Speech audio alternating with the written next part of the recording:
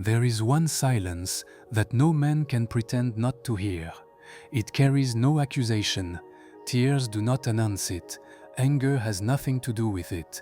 What unsettles is precisely what it lacks: the absence of demand, the absence of reproach, the absence of any wound waiting to be tended. A woman, in a single second that nothing seems to mark, has simply stopped hoping to be understood. And the man across from her senses the temperature of the room shift, the way one senses a storm long before the rain. Something has just closed. He knows it before she does. Today I want to speak with you about that exact silence.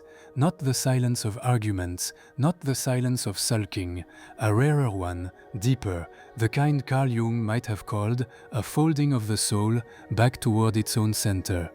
Our grandmothers recognized it without needing the vocabulary of analytical psychology. They knew there comes a moment when a woman no longer fights to be heard, and that this precise moment is when she becomes, paradoxically, impossible to ignore. Listen closely, because what you are about to understand changes the way you will read every long pause, every soft answer, every distant look you have witnessed in your life. Picture, if you will, a woman seated at an ordinary table on an ordinary evening. The light is low. Dinner is almost finished. Words have been exchanged so many times, they have lost all their weight.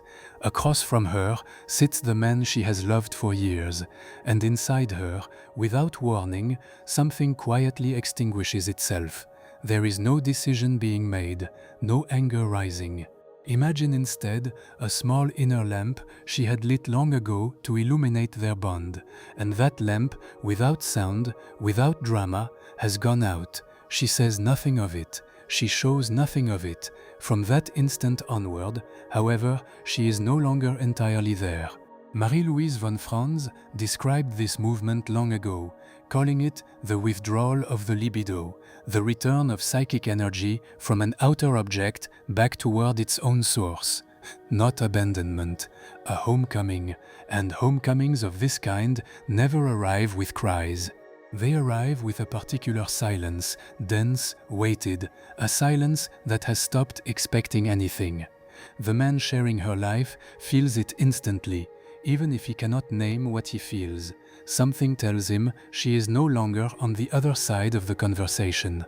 For years, this woman had spoken. She had explained, reformulated, softened her words, waited for the right moment, performed that invisible labor of translation between what she felt and what could be received. Choosing her phrases carefully became a daily craft. Holding back a part of herself so the other could remain comfortable became second nature. Then, one day, without ceremony, something inside her set down the tools, not from exhaustion alone, though exhaustion was certainly present. A more ancient voice, deeper and more truthful, had whispered that translating what was never truly listened to had become a betrayal of her own being. Here is something essential to grasp. The silence I am describing is not a weapon. There is no strategy in it, no tactic, no punishment hiding behind it.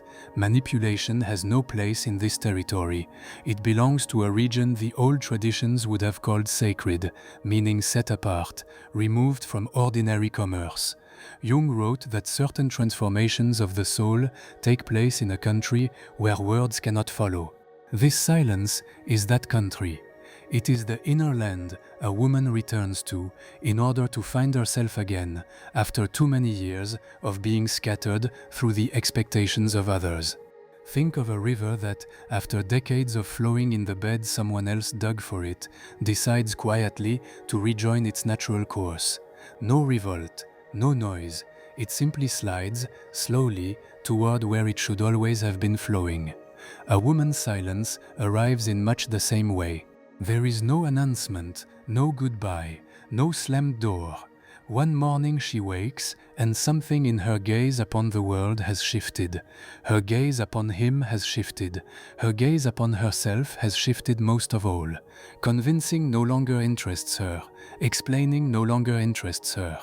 Asking for what should have been given freely no longer interests her, and the absence of demand is precisely what becomes unbearable to the one facing her, because a man, whether he realizes it or not, grows accustomed to the demands of the woman who loves him. Her questions reassure him. Her expressed expectations reassure him. Her efforts to repair what has frayed reassure him. Those demands are, in some unspoken way, the proof that she is still there, still holding on, still hoping. When demands stop, something vertiginous happens. The man finds himself before a presence that asks for nothing, and such a presence carries more weight than every reproach he ever received. There is nothing left to fight, nothing left to dodge, nothing left to promise.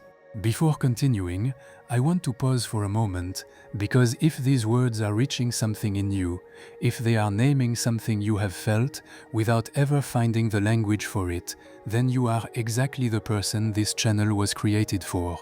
Subscribing is a small gesture, but it is the way you tell me to keep walking with you, to keep bringing into the light these inner landscapes our culture has forgotten how to name. Clarissa Pinkola Estes, in the body of tales she patiently gathered, returned again and again to the image of the wild woman descending into her inner cave. She does not hide there. She does not lock herself away. Her descent has a purpose only she knows. Inside the cave waits a fire she had forgotten, a voice she had silenced, an ancestral knowing she had agreed to mute so as not to disturb those around her. The silence we are speaking of is that descent. It is not flight, it is the return to what she had left behind in order to be loved. Many women spend years drifting away from their own center without noticing. They lean toward the other. They shape themselves to fit the form expected of them. A language not entirely their own becomes the only one they speak. Then something deep within begins to protest, not with words. With a fatigue no rest can heal, with a gaze that lands on objects without quite touching them anymore, with the very silence I am describing. This silence is the first symptom of a return, and at the same time, the first stage of a healing the woman herself does not yet know she is undertaking. Understand this carefully. The withdrawal we are tracing has nothing in common with the cold indifference some imagine. On the contrary, it is filled with a new kind of attention, turned inward, directed toward everything that was neglected during the long years of waiting. The woman who steps back in this way does not harden. She becomes denser, fuller, more gathered, and that gathered fullness is what gives her silence its particular weight. It is not emptiness, it is a plenitude that no longer needs to spill outward in order to exist. The man in this story finds himself before something he cannot decipher. He had learned over the years to manage her anger, her sadness, her sudden storms. A whole vocabulary of reconciliations lived within him, ready to be deployed. Returning to balance had always been possible. Yet now the old tools fail him. Words that used to reach her slide off without trace. Gestures that once moved her remain on the surface. Promises that used to reassure her find no one willing to believe them. He stands before a fortress without walls, and that is what makes it unconquerable. Many men describe this sensation as a kind of vertigo. They say she is there, physically present, yet somehow elsewhere. Something escapes them, and they cannot place a finger on it. They feel as though they are speaking to someone behind a pane of glass, and in a sense, they are right. That pane of glass is precisely the silence we are tracing, the invisible barrier that settles between two beings when one of them has inwardly ceased to walk toward the other. It is not hatred, it is not resentment. It is simply the end of a movement that, for years, carried their bond in spite of everything. Here something occurs that Jung would have found profoundly revealing.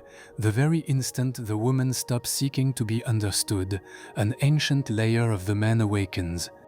A part of him he does not control senses that something irreversible is taking place. Suddenly the man who had ignored so many visible signals begins to hear the invisible one with painful clarity.